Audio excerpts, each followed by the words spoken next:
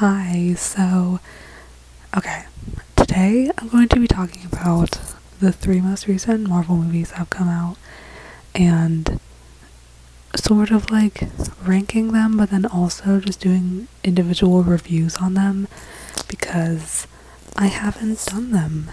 And I think for Spider-Man No Way Home, I think that's gonna be a whole separate video. So I figured for these three, I would just make a video for it since I saw Eternals today and I wanted to make a video about it, but I didn't have like what I wanted to say was kind of like in comparison to the other two, so I decided I'm just gonna do a video about Black Widow, Shang-Chi, and Eternals. So yeah, let's get into it. Okay, so starting off with just my ranking. So number 1 is Black Widow, and then Shang-Chi, and then Eternals. So yeah, to be clear, before I get into all this, I do want to say I didn't hate Eternals. I know there's been a lot of stuff about like, oh, like hated Eternals, it was so bad, whatever, but like it was not bad at all. I enjoyed it, and I like most of my notes about it. I have a whole thing for all three of the movies, and like Eternals, most of it is like plus sides to the movie. So like I'll get into it later, but I definitely did like it. It just, out of the three, was my least favorite. Okay, so yeah, okay. So I'm gonna start off with Black Widow. I gave it a 9 out of 10. The 1 point off was just because, like, overall, love the movie, but the point off is for there are other Marvel movies that I would definitely rank above it. So, like, it wasn't my absolute favorite, but, like, as an individual movie, I really liked it. So, some points of why I liked it and disliked it.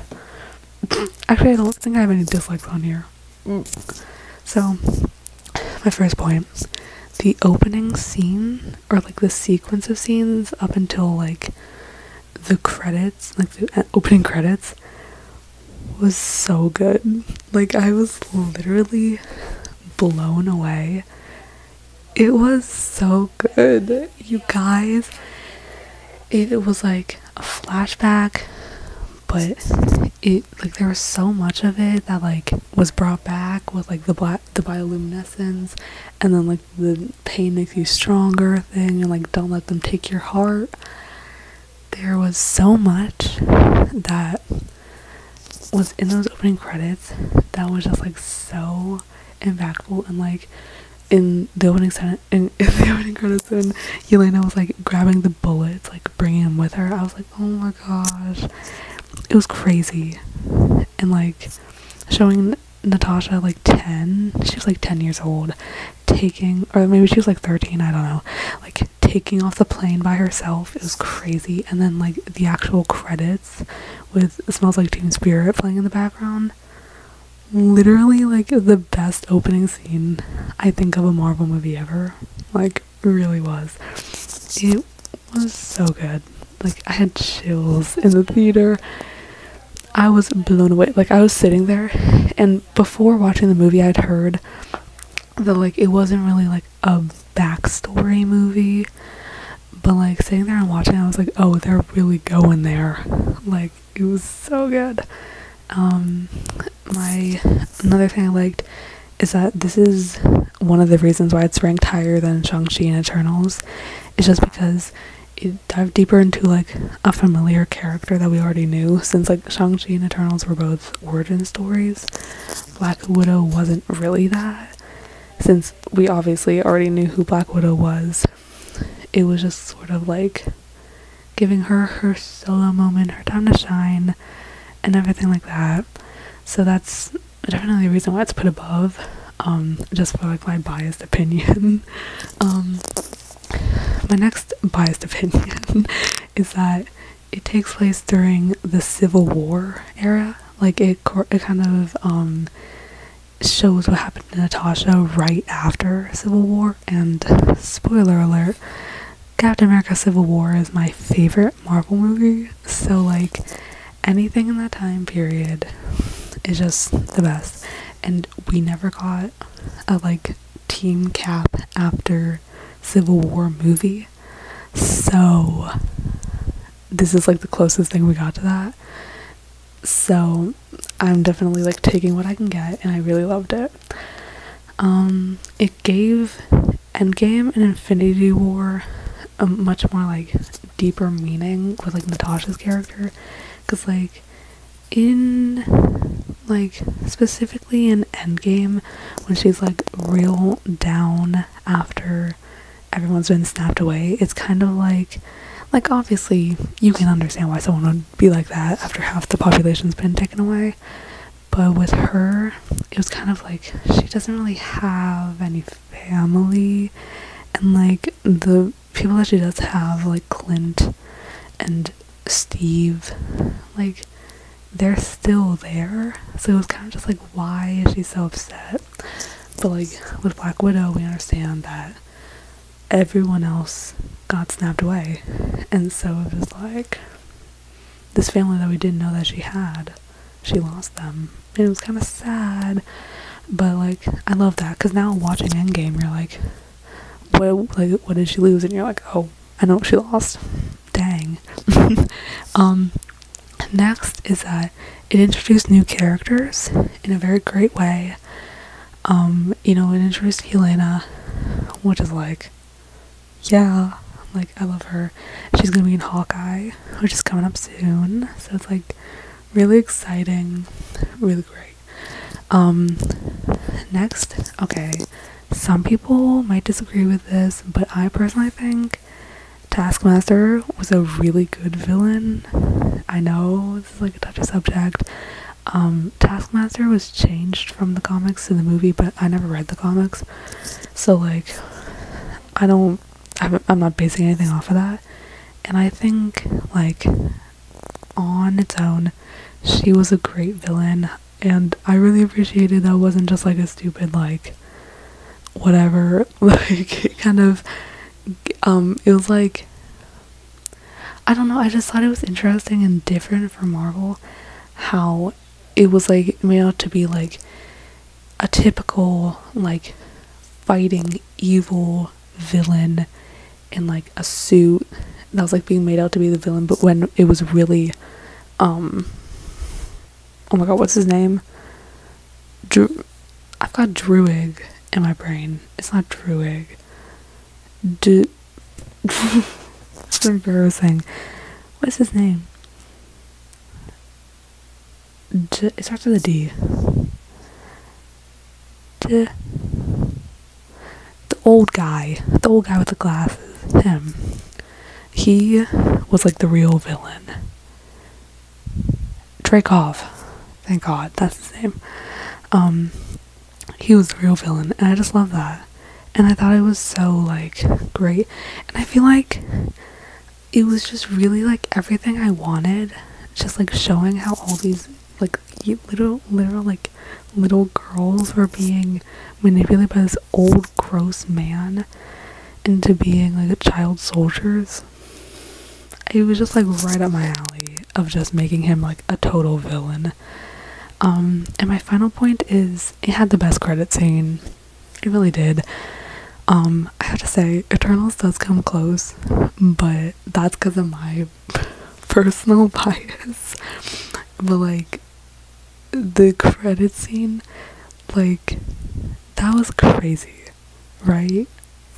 Like people in the theater like gasped, and like when they ended everyone was like and I guess this is also biased, this whole thing is biased, but like I think it's the best because Clint Barton is my second favorite Avenger, which is embarrassing to say. It's embarrassing, but he is my second favorite Avenger. And I love him. I really do, guys. But like I was literally like shaking in my boots in the theater. Yeah. So that's my Black Widow review. That's why I think it's the best out of the three. It is honestly one of the best Marvel movies I've ever seen. it was so good, guys. So good. So, yeah. Next, in the middle of the list, number 2, we have Shang-Chi. Okay? I gave this an 8 out of 10. Mainly, my main, like, dislikes of it, or reasons why it's below Black Widow, is just because it was, like, all new stuff. And it was just, like, I kind of spent most of the movie trying to, like, be like, okay, figuring out the characters, figuring out the plot, figuring out the new, like, not mythology, but, like, the, like, setting and whatever for this new story, instead of whereas, like, in Black Widow, I was just, like, following along a story that I already knew, since it was, like, right after Civil War, which I am very familiar with, and then I knew that it eventually, like, led into Infinity War. That was just very, like, familiar, and I knew what was going on, whereas with Shang-Chi, I had to, like, put some of the pieces together, you know? So, these are some of the points of why I liked it and disliked it. So, first of all, my favorite protagonist out of these 3 movies is definitely Shang-Chi. Like, it is very uncommon for me that my favorite character is the main character. Like, in Black Widow, my favorite character is Yelena. In Eternals, my favorite character is definitely not Cersei or Ikaris.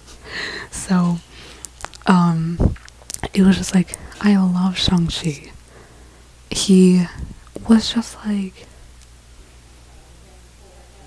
he's so funny, and he's like, it's just like, the character is right up my alley, and I just love him for that.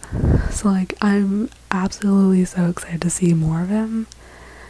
Yes, just totally. Like, it was just, like, the entire time, it was like, no matter what, I was having a good time because Shang was on the screen. Okay, also, here's the thing. Shang-Chi, that's his name, right? But I don't know, it's like Shang his first name. Can I just call him Shang? Or should I call him Shang-Chi? Are we like formally here? Like, I don't know what the deal is. But anyway. The next thing is visually very good.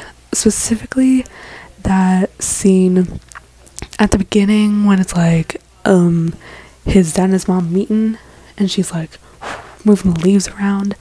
It was so beautiful. And also, like, the dragon, so beautiful. It's just, like, really cinematic in a way that Black Widow was not. But, like, Eternals also was really cinematic, so I'm really glad Marvel's really getting into the visuals. Yeah. My next point, it just says funny, which I kind of already talked about. It's just funny, guys. Like, it really was good. My next point says simple plot, extraordinary execution, which is basically just like, I like a good simple plot, like, not spending 2 hours on, like, the whole, like, just the plot thing. We also had time to, like, get with the characters and stuff, and it was literally great. He was just trying to figure out his family's past, you know? Which is, like, a plot we've seen before, but, like, it was just new and exciting, and it was great. Yeah. I already talked about that. My next point. Best action scene at the end. The scene with the dragon, and he's fighting his dad, and then, like, the village is, like, trying to attack. It was the best. It was the best out of any of them. I don't care what you say. It beats the Eternals final action scene. It beats the Black Widow final action scene. I don't make the rules. It just wins. It was just the best. Yeah. And my next point is just end credit scene, question mark. Because I don't know if this is a plus or a negative or, like, whatever, because I genuinely just do not understand it. But Carol Danvers and Bruce Banner did show up in the credit scene of this movie, which obviously is some, like, hint to what's going to come in the future, but I have no idea what. It could be something for the Marvels, it could be something for She-Hulk, whenever that's happening. I don't know. So yeah, that's just there. Also, this isn't on my list, but I do want to talk about it. Katie and Shang's friendship dynamic, like, it's so good. It's so good. They're just besties, and I think they're just so funny, and like they're a comedic duo. So like that was a really good choice. And also, like, Marvel, thank you for not making them love interests. Thank you, because like I like really was hoping it wouldn't go there, and it didn't. So yeah. Next we have Eternals. So yes, Eternals is ranked 3rd on this list, but it was still solid and definitely has plus sides and downsides. So I gave it a 7 out of 10. The main reason for this being is, okay, so oh my god, this movie is an ensemble piece. It has 10 main characters, but it really focuses on Cersei and like Ikaris, but like mainly Cersei. And they're like romantic. They are, but like my biggest downside with this movie is just that first of all, their romance, I wasn't connected to it at all, which is not very strange or uncommon for Marvel. Like, there's a lot of Marvel relationships that I'm not here for, that there's literally no chemistry at all, aka Thor and that girl, Tony Stark and Pepper. I'm sorry, her name's Jane. Thor and Jane. Tony Stark and Pepper, and Captain America and Peggy. Like, literally name anyone. They don't have good chemistry. And this is no different. Cersei and Ikaris, they were not giving what they were supposed to give. And especially since there were like other like relationships in the movie that were so much better than them. It was just embarrassing. And then also, y'all can say what you want, I found Cersei a bit boring. I did like it's not like I dislike her, because I really do like her, but it's just like I have to think hard. Not hard, but like I have to really think about the reasons to like her, when I would much rather just have like a Shang-Chi type of main character, where it's just like a likable, goofy person, you know? Or like even like, I just like funny people. I think that's it. I just like funny people, and Cersei is not like a comedian. But I did really think it was sweet that she was chosen to be the Prime Eternal, or whatever it's called, because she just like cared about the planet so much. Like, I thought she was a really like sweet main character, but it was just like there were like a few scenes where it was just like, I'm bored, but it's like it's not like I don't like her, it's just, it was weird. But yeah, that was like the main reason that this is ranked at the bottom, just because the main people just weren't giving what they were supposed to give. So yeah, my first point is that it was a fantastic setup of these characters. I think getting like these new, like at the end of the movie, it was probably like 7, I guess, because 3 of them died. Spoiler alert. 7 of the 10.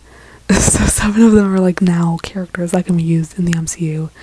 And I think it's really cool because they're all very like diverse, spread out. Like, they could be used in like anything. Like, different ones could be in different stories type of thing. And they all have different powers. But they're all their powers are like out of this world. Whereas like Captain America, he's just strong. But like Gilgamesh, I mean like Gilgamesh died, but Gilgamesh had like super strength, but it was like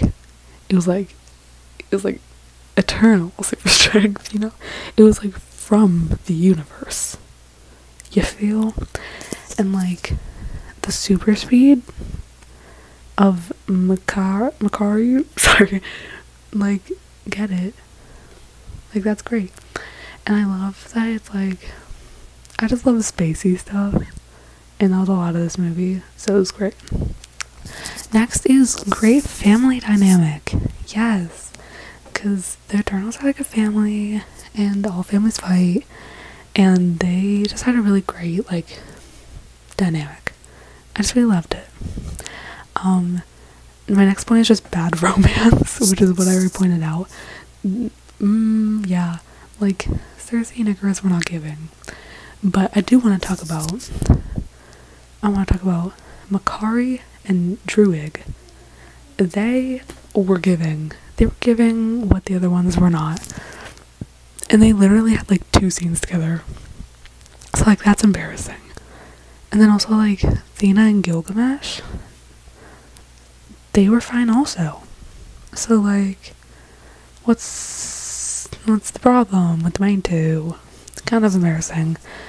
The next one is all the characters seem to be like thought out, and I guess like they all had like backstories and like morals and reasons for doing what they did, and like I thought they were all pretty valid. So yeah, like that's all.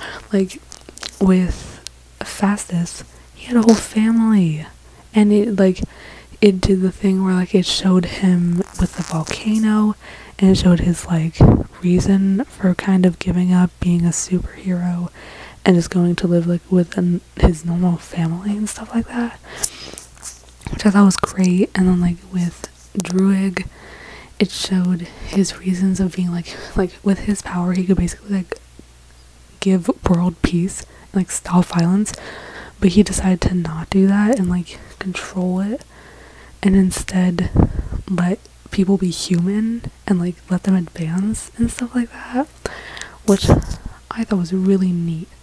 And Druig is my favorite. Wait, is he? Guys, I don't know. It's either Druig or... Oh, wait. I also really like, Kringo? What's his name? Wait, hold on. I have the Instagram out so I could check this out. What's his name? Kingo. No R. Kingo. I really like Kingo too. Anyway. But like, yeah. They were all like thought out and had their own backstories, which I thought was real fun. The next thing is that they successfully did show, not tell, which is a big thing in movies where sometimes they spend too much time talking about something where they could literally just show us. And they did this perfectly. There were so many flashbacks showing, like they were so simple, and it just cut, and it was like showing the past, and it just explained so much, and it saved so much time, and it was genius. Yup, it was genius. So yeah, props to them for that. My next thing just says celestials are beautiful. Okay.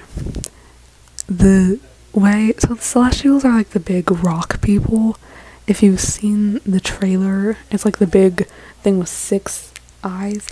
But it's just like the way that they're done, like visually, it's like so menacing and scary, but it's so cool. It's so cool.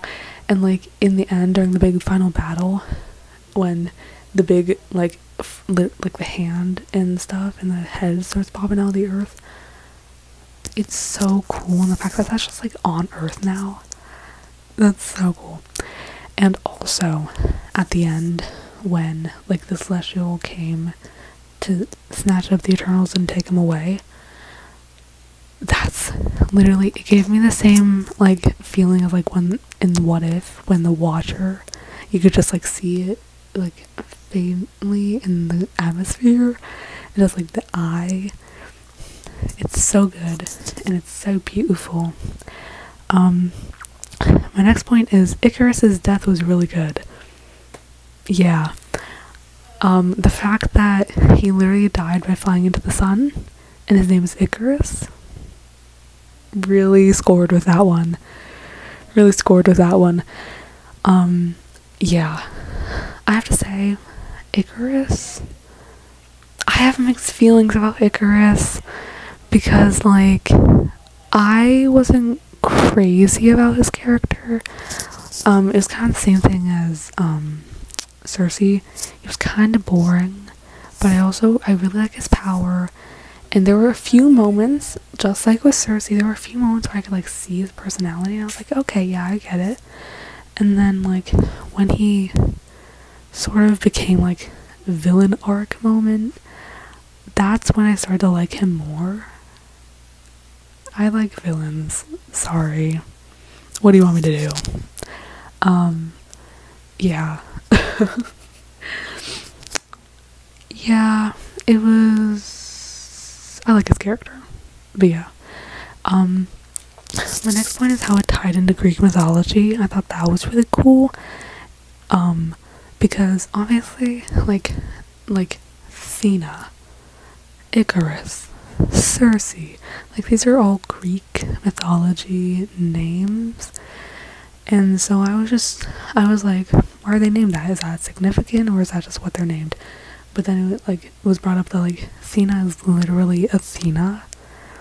And I was like, yes, I'm here for it. And, like, Icarus flying into the sun. Absolutely. And I loved how it was tied in that it was just, like, Sprite.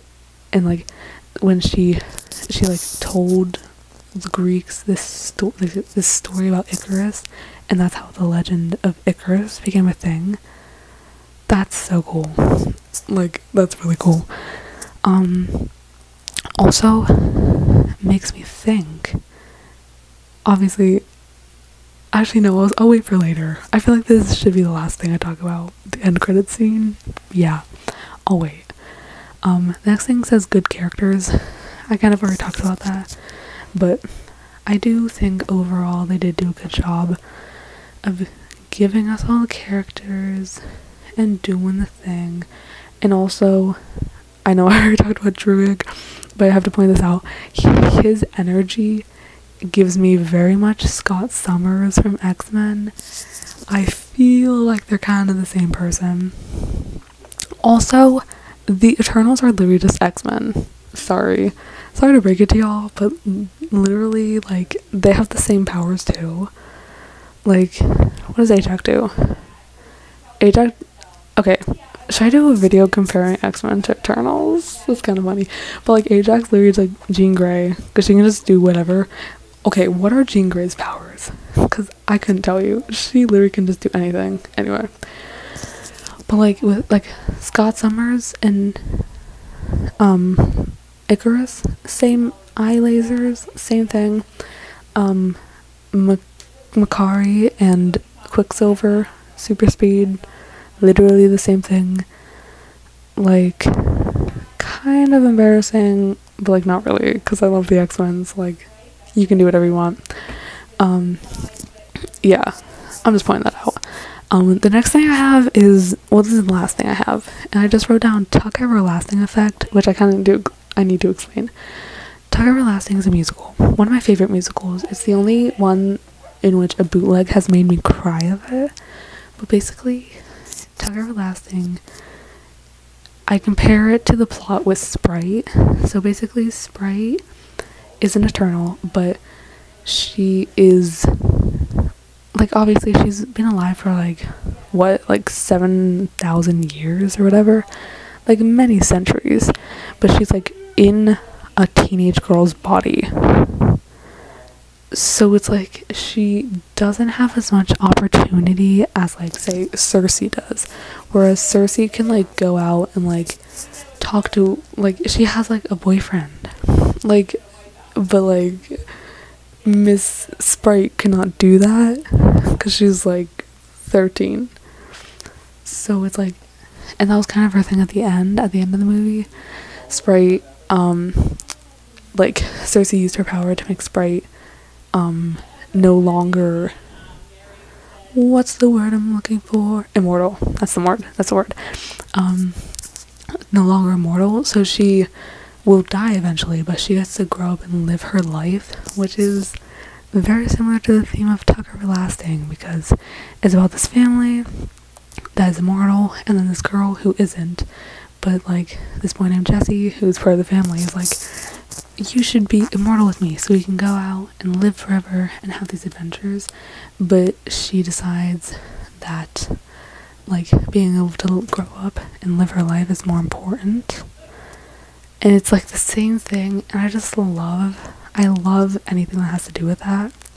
So like Sprite's whole arc might have been my favorite, because although at some points I was like, why is she like in love with Ikaris, I now get it, so I respect it. Okay, now I'm done with my notes. I just have to talk about the end credit scene. Not the end credit scene, but the post credit scene. So I don't even know how to. Okay, so Harry Styles was in it. And first of all, I just want to say I am a Harry Styles fan. So this is really exciting, and I already knew he was gonna be in it, is the thing. But like, guys, he literally plays like the god of love or whatever, and he's Thanos' brother. Like, okay, it's like I can't.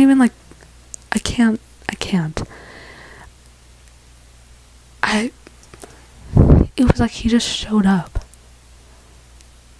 Okay, I need to talk about how I felt in the theater when I did that, because I was sitting there and I knew, I was like, Harry Styles is in a credit scene of this movie.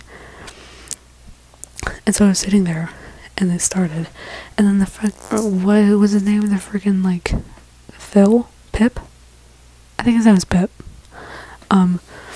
He's like a goblin dude, and he shows up, and first of all when Pip showed up, I thought he was gonna like turn into Harry. I really did. And then he was like introducing Eros, and then from the shadows comes Harry Styles, and I'm just like, what? And he showed up and he literally had like 2 lines where he was just like, hey, I'm here and I know where the Eternals are. And he was like talking to Angelina Jolie, and I was like, are we seeing this right now? Are we seeing? Because it was just crazy. Shout out to all the people who were in the theater I was in and started screaming, because me and Nico did start clapping. We were out here like, yeah, we started clapping.